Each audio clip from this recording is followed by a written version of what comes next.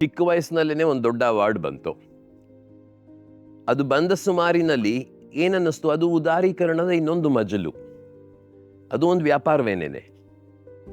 ಒಂದು paint company award ಕೊಡ್ತು.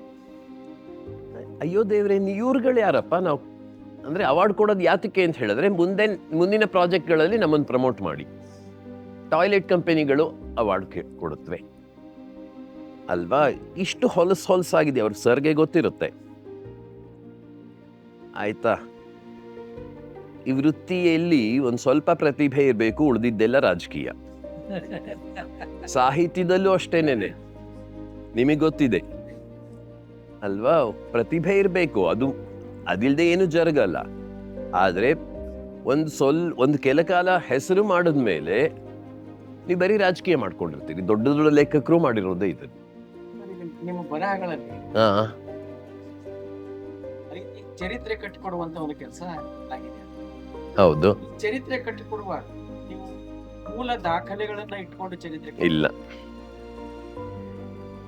ನೀವು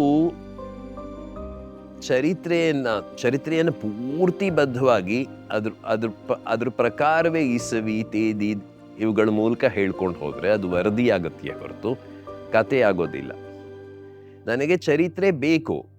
ನಾನು ಒಂದು ಬಿಂದುವಿನಿಂದ ಇನ್ನೊಂದು ಬಿಂದುವಿಗೆ ಚಲಿಸ್ಬೇಕು. ಇಲ್ಲೊಂದು point A to point B.